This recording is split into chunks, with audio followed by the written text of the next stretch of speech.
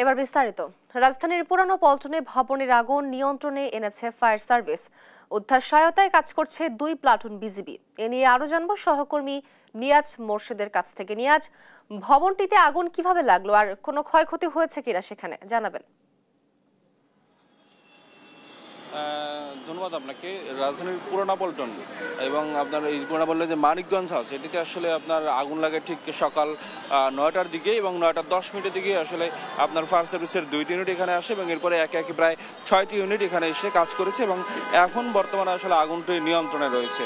এবং আমরা এখানে যারা স্থানীয় জনগণ তাদের সাথে কথা বলে যে জেনেছি, এই ভবনটির দোতলায় একটি ল চেম্বার ছিল এবং সেখানেই আসলে আগুনটি লাগে এবং এখন পর্যন্ত আমরা আসলে কোনো ধরনের হতাহতের খবর পাইনি এবং ফায়ার সার্ভিসের পক্ষ থেকে যেটি বলা হয়েছে আসলে কোনো ধরনের কোনো হতাহত বা আপনার কোনো ধরনের ক্ষতি হয় না। ক্ষতি বলতে হয়েছে শুধুমাত্র ল চেম্বারের যে কাগজপত্র রয়েছে বা মূল্যবান সেগুলো আসলে আপনার এবং আসবাবপত্র রয়েছে সেগুলো আসলে পুড়ে গিয়েছে এবং এমনটি তথ্য আসলে তারা আমাদেরকে জানিয়েছেন।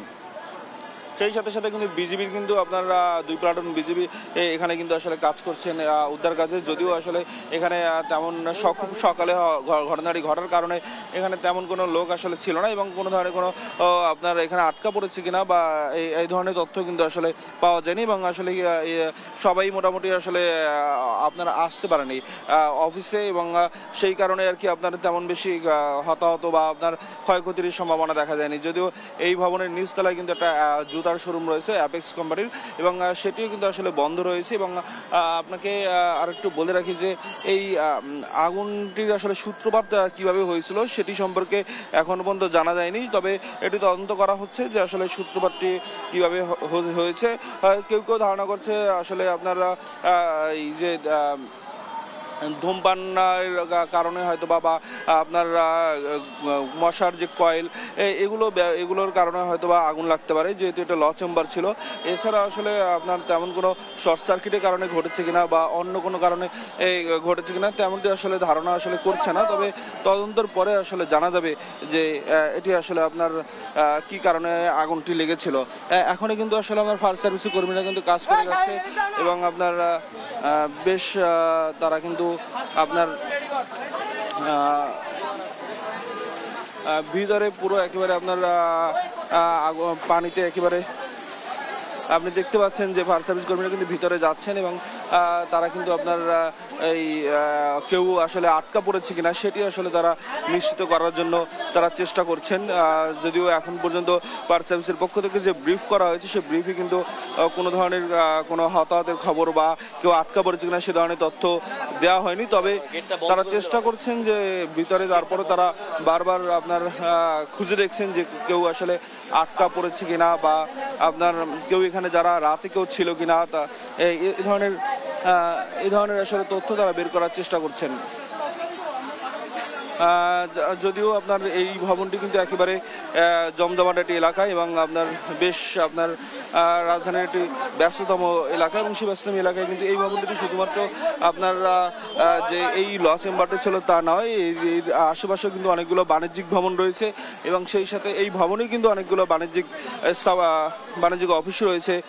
যদি বলি যে এই ভবনের নিচতলায় কিন্তু আপনার আর একটি বড় একটা জুতার শোরুম রয়েছে, যদিও সেটি আসলে কোনো ধরনের কোনো আপনার ক্ষতিগ্রস্ত হয়নি এবং সেই সাথে কিন্তু আপনার এখানে কিন্তু এবং আশেপাশে কিন্তু আপনার একটা রেস্টুরেন্ট রয়েছে এবং পাশের ভবনে একটা রেস্টুরেন্ট রয়েছে এবং আপনার এর পাশেও কিন্তু আপনার 2টা কিন্তু রেস্টুরেন্ট রয়েছে। এই ভবনটির 2 পাশেই 2টা রেস্টুরেন্ট রয়েছে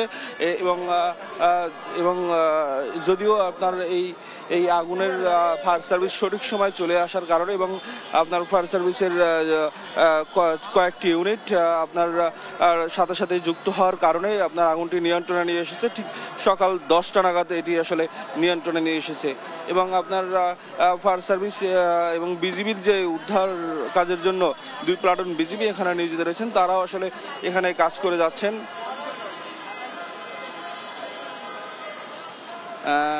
আর একটু বলে রাখি যে আসলে এই ঘটনাটি কিন্তু আপনার সকাল ঠিক 9টার দিকে আসলে আপনার ঘটেছে এবং সকাল 9টার দিকে যে এটি ঘটেছে এবং সকাল 9টার দিকে ঘটনার সাথে সাথে 9টা 10 মিনিটে কিন্তু আসলে ফায়ার সার্ভিস এখানে এসে দ্রুত সময় এখানে এসে কাজ শুরু করছে এবং দ্রুত সময় কাজ শুরু করার কারণে সাথে সাথে আরও 4টি ইউনিট কিন্তু এখানে এসে আপনার তাদের সাথে যুক্ত হয়েছে এবং এই যুক্ত হওয়ার কারণে কিন্তু আপনার একসাথে কিন্তু 6টি ইউনিট এখানে কাজ করেছে এবং এই ভবনটি শুধু দোতলার যে ল চেম্বারটাতে আগুন রয়েছে সেটি ছাড়া আসলে আর কোনো জায়গায় কিন্তু আসলে কোনো ক্ষতিগ্রস্ত হয়নি এবং এই ভবনটি আসলে আপনার তেমন কোনো ক্ষতির হাত থেকে কিন্তু আসলে রক্ষা পেয়েছে এবং সেই সাথে সাথে কিন্তু বিজেপি কিন্তু এখানে কাজ করে যাচ্ছে আইনশৃঙ্খলা পরিস্থিতি এর যারা আপনার নিয়ন্ত্রণে রয়েছে তারাও কিন্তু আপনার এখানে আসছেন এবং তারাও এখানে কাজ করে যাচ্ছেন এখন পর্যন্ত। আর একটু বলে রাখি যে এখন বর্তমানে আগুন পুরোপুরি নিয়ন্ত্রণে এবং ফায়ার সার্ভিস ভিতরে কাজ করছেন, তারা দেখছেন যে আসলে কোনো ধরনের কোনো আপনার ক্ষয়ক্ষতি হয়েছে কিনা বা আপনার কেউ আহত হয়েছে কিনা।